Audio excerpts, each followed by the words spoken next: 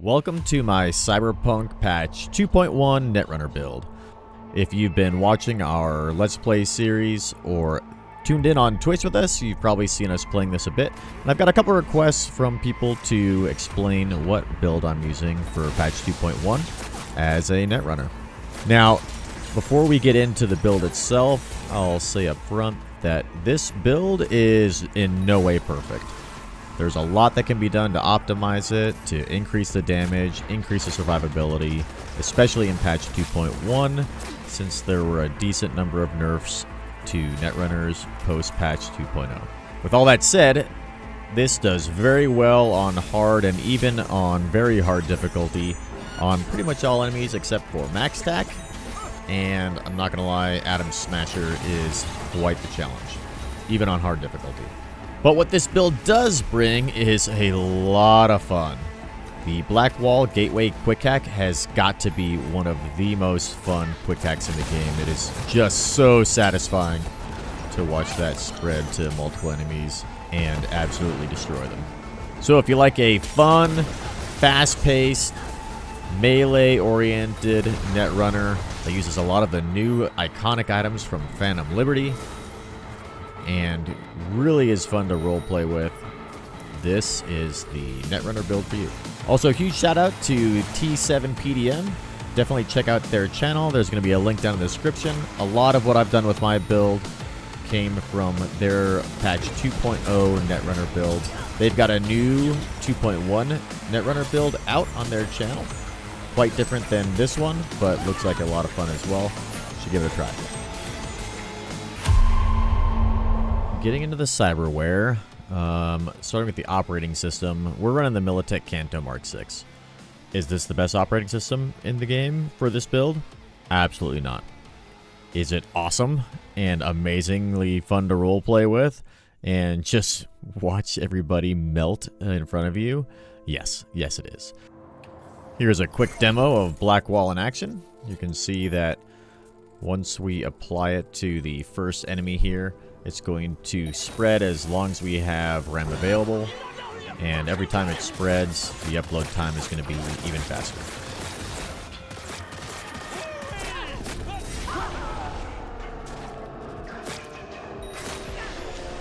It is terrifying. So if you really wanted to get the best cyber deck for this Netrunner build, you'd probably want to go with the Tetratronic Rippler.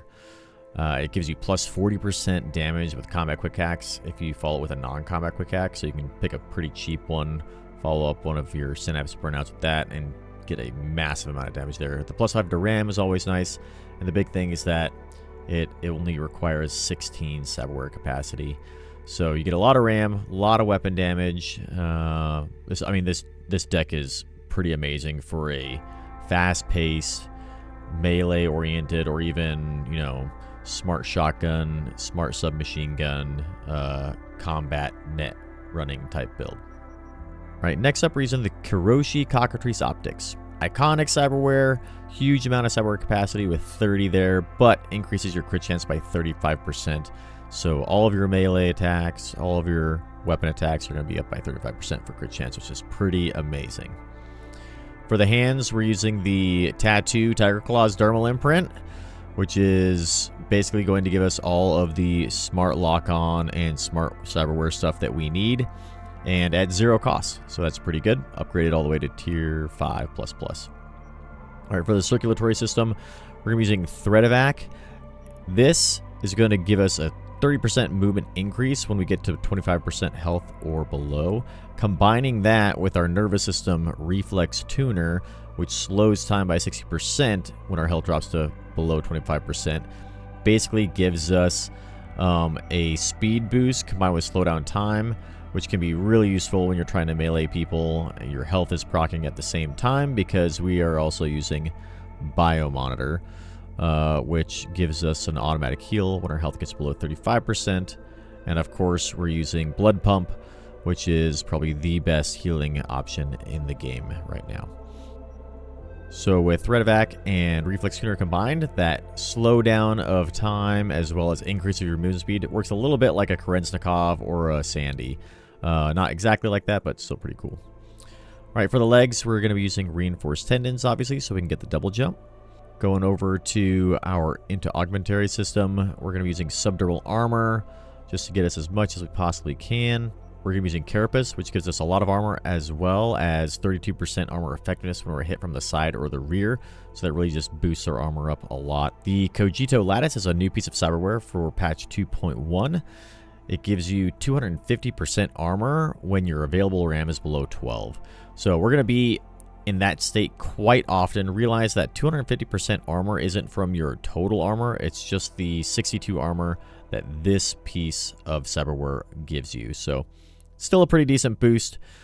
Increases survivability quite a bit, and it's a good spot for it. Additionally, we can make sure that we max out our into-augmentary system as well as our skeleton cyberware, because we have a skill and under tech ability that makes sure that all incoming damage is reduced by 5% if we have our skeleton cyberware and our into-augmentary system cyberware slots all filled. All right, for the nervous system, we already talked about Reflex Tuner, but we're also going to be using Stabber since we really like using the katana. All right, for skeleton, we're going with Epimorphic Skeleton to just give us the maximum amount of health and armor that we possibly can. We're also using Parabellum, again, to max out our armor, and Bionic Joints for the increased armor as well. So pretty much max armor across the board. Now with patch 2.1, there's another piece of skeletal armorware that you could use in place of Bionic Joints, which is the Fiend X. This cyberware costs 13, but it gives you 250% RAM regen rate when your available RAM is below 7. 7 is pretty low. You're going to get above 7 very quickly. To be honest, I don't run this, even though it looks like it'd be really good for a Netrunner, because I'm constantly in overclock. My RAM is basically unlimited since I'm using health to convert to RAM. And even though this gets a little bit of boosted regen, I don't find it to be all that useful. I'd rather have the additional armor from Bionic Joints. So for the arms, we're running thermal monowire. I've also got cripple movement as a quick hack attached to that. Don't really need to have an arm piece on this. I could free up 8 cyberware if I didn't run the arms and throw something else on here. But I really like having monowire. It's really fun to use every now and then. Get some cool finishes with it. And having that quick hack attached to it can be pretty fun too. The reason we're running thermal monowire is in case we ever want to pair this with our quick hack contagion.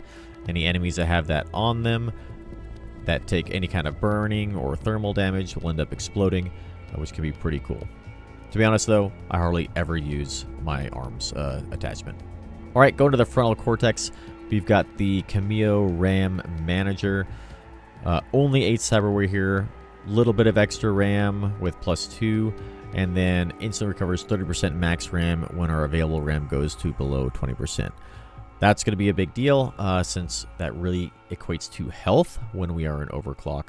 There's no need to get the iconic version of this one, which really gives, 40 cyberware is massive. Recovers 40% max RAM instead of 30, so only 10% difference there.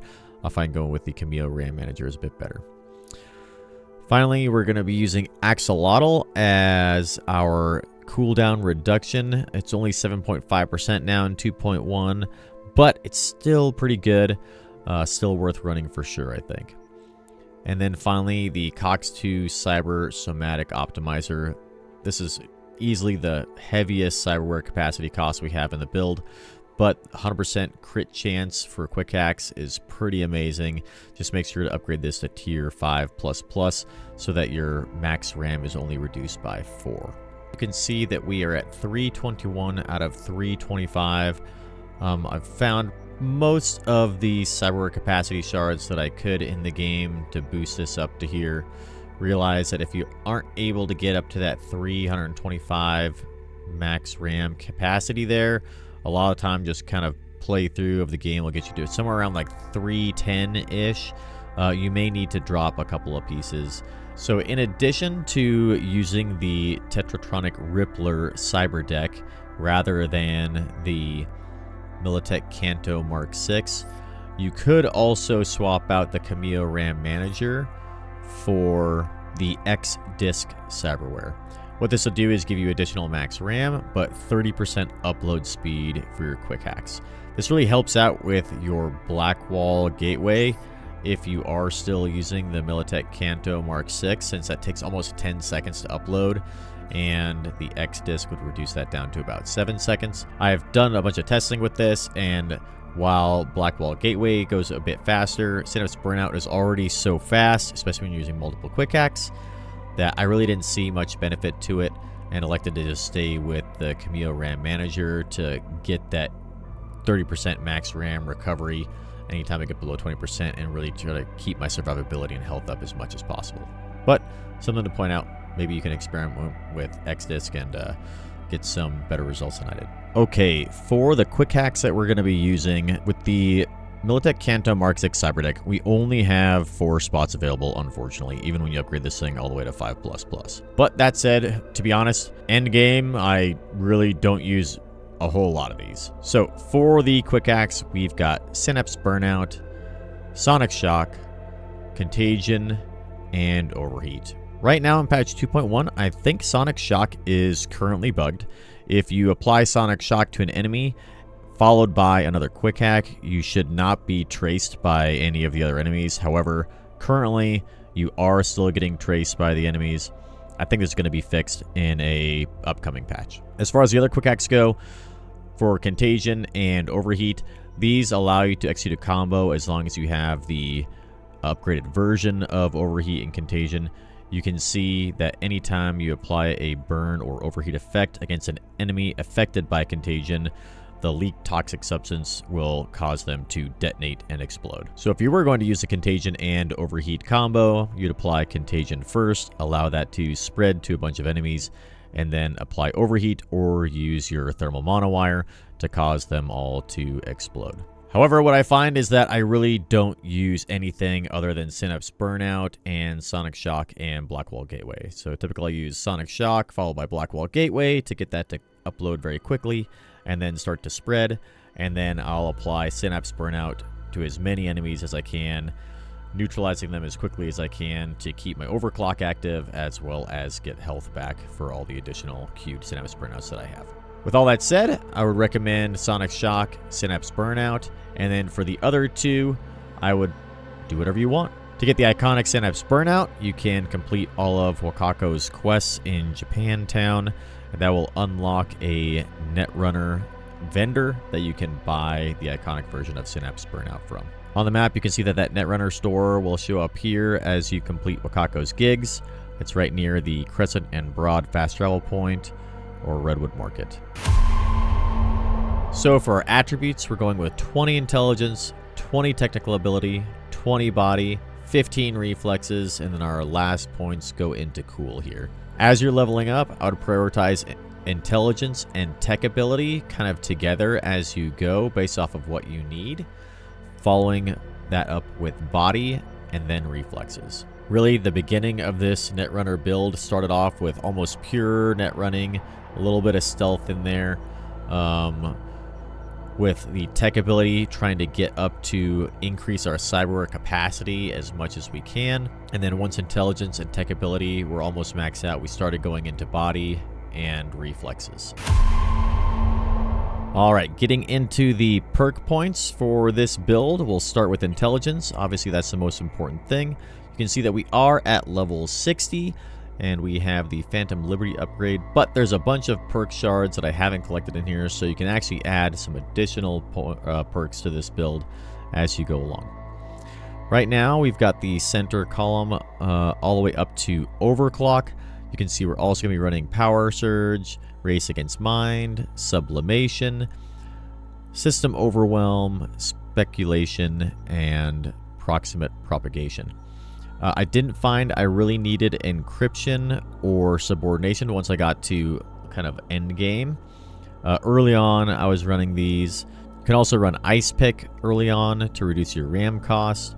And then Shadowrunner, I never really found much of a need for, unless you're trying to be a bit more stealthy and reduce that trace progress. Blood Demon is probably one of the more important perks that we have in this build. This perk is really what we hinge our playstyle around. On the left-hand side, we've got Eye in the Sky, Hack Q, and Data Recycler. Data Recycler is going to give us 80% of our RAM cost for all quick hacks that were remaining in Q, which is going to be very important since we're going to be attempting to Q at least 2, if not 3 quick hacks on every enemy. You can see that we did not go for Q Mastery, which gives us an additional quick hack Q size up to 4. Instead, we stopped here at Q Acceleration, giving us 3 total quick hacks that we can queue. Having Q Prioritization as well as Feedback Loop, which increases our RAM recovery rate for quick hacks in Q and increases the upload speed of the first quick hack in Q is also important. So based off of Blood Demon, Data Recycler, Q Prioritization, Feedback Loop, what we find is that our playstyle is going to be basically being to queue at least 2 quick hacks onto an enemy. Usually I just go with 2 Synapse Burnouts, and then we want to kill that enemy as quickly as we can. Now, if they die from the first Synapse Burnout, you get health back from the second one, as well as RAM back, and the first Synapse Burnout is going to go much faster because of Q Prioritization. So 2 or 3 Synapse Burnouts per enemy, and then killing them with our katana as quick as we can is really kind of how this playstyle boils down based off of these perks. All right, getting into our tech ability, we're going to be maxing out this center tree, except for Lucky Day. I did run this early on just to get a bunch of crafting components to help boost my cyberware forward as I leveled up. However, you can remove this later on. Same goes for Chipware Connoisseur. Having this on your perks anytime you are upgrading your cyberware is important, so you get that extra stat modifier option. But once I got all my cyberware upgraded, got a free perk point back and put it somewhere else. So the big one we're trying to get to is, of course, Edge Runner, which gives us 50 additional points of cyberware capacity and allows you to enter a Fury state, which is basically going Cyber Psycho, giving you additional damage, and crit chance. All right, on the left-hand side, we're going to be getting some additional health perks here, and then going up to Pyromania. You can get this to level 3 if you have additional perk shards to increase your movement speed and explosion damage. All right, moving on to Body. We're going to be using everything in the center column here. Really, all this is doing is trying to maximize the amount of health and survivability that we have. All of our health is RAM, and RAM is health when we're in overclock, which is what we are constantly using in combat. So it's important to maximize our health as much as we possibly can. All right, jumping into reflexes. We're going to be going up the center column here to get ourselves dash as well as air dash. Really helps moving around the battlefield. Getting from point A to point B makes the build feel super fun, super snappy. And then, of course, on the right-hand side here, we're going to be getting into our blade skills so we can be more effective with our katana. You can see here that there's a couple of perks I have missing. With additional ones, getting bullet deflect and bullet time would be pretty helpful. That's where any additional perks I had would go. But for now, we've got Lead and Seal, giving you the ability to block incoming projectiles. Moving up to unlock Blade Runner to get that blade finisher at level 3. Realize in patch 2.1, the animation for the finishers are broken, but the finisher does still work itself, and you still do get all of the boosts from that. The most important of which is when you execute a finisher on an enemy, you restore 25% health. Or you've also unlocked Flash and Thunderclap, which allows you to automatically leap towards enemies when you perform a strong attack, which really helps as a gap closer while using your katana in combat. Okay, finally, you can see I don't have any skills in cool for this build. All right, jumping into our gear. As far as our weapons go, you can see I've got a smart machine gun, and I've, of course, got Skippy as the smart pistol. Really, any smart weapons will work well. To be honest, I don't use the submachine gun or the pistol at all anymore. We just use our katana. I recommend using Byakko, which you can get by completing all of Okako's gigs as her reward. The nice thing about Byakko is it allows you to close the distance between you and your enemies quite quickly, and then once you kill an enemy, you can do a rapid combo of attacks on another enemy, killing them even faster. Okay, so here is a quick demo on how combat is going to work. So we're going to start by going into overclock, and then the very first thing we want to do is upload Blackwall Gateway. I'm going to go with Sonic Shock right before that so that it uploads a lot faster. Followed by Synapse Burnout on as many enemies as we can. Get our katana out, and then while that goes through, we're going to try and get finishers with our katana. You can see that Blackwall Gateway has spread already. It's continuing to spread. And for the most part, against these enemies, there's really not a lot else that you need to worry about. The important thing is that we use something like Sonic Shock before our first Blackwall Gateway to reduce the time that it costs to upload. And then we use as many Synapse Burnouts on everyone else as we can while we try to execute finishers with our katana to keep our health up as much as possible. Well, that about wraps it up for our Netrunner patch 2.1 build. Be sure to subscribe and like the video. It really helps support the channel. And let me know in the comments what you think about our 2.1 build.